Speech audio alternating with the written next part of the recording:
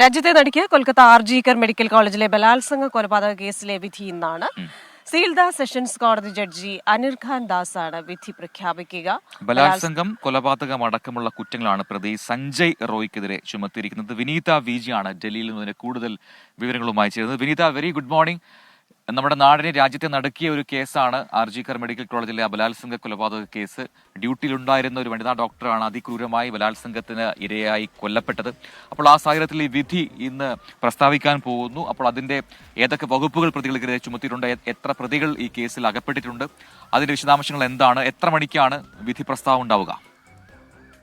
Very good morning Prajin and Christina. സൂചിപ്പിച്ചതുപോലെ തന്നെ രാജ്യത്ത് നടുക്കിയ കൊൽക്കത്തയിലെ ആർജിക്കർ മെഡിക്കൽ കോളേജിലെ ബലാത്സംഗ കൊലപാതക കേസിലാണ് വിധി ഇന്നുണ്ടാവുക. സീൽദ സെഷൻസ് കോടതിയാണ് വിധി പുറപ്പെടുവിക്കുന്നത്. പ്രജിൻ സൂചിപ്പിച്ചതുപോലെ ബലാത്സംഗം, കൊലപാതകം അടക്കമുള്ള കുറ്റങ്ങളാണ് പ്രതി സഞ്ജയ് റോയ്ക്കെതിരെ ചുമത്തിയിട്ടുള്ളത്. ആശുപത്രിയുടെ 3ാം നിലയിലുള്ള സെമിനാർ മുറിയിൽ നിന്ന് കഴിഞ്ഞ ഓഗസ്റ്റ് 9-നാണ് ഈ ഡോക്ടറുടെ മൃതദേഹം കണ്ടെത്തിയത്. തൊട്ടടുത്ത ദിവസം തന്നെ ഈ സിവിൽ പോലീസ് വോളണ്ടിയർ സഞ്ജയ് റോയെ അറസ്റ്റ് ചെയ്തിരുന്നു. പിന്നാലെ കടുത്ത പ്രതിഷേധങ്ങൾ ഉണ്ടാവുന്നു.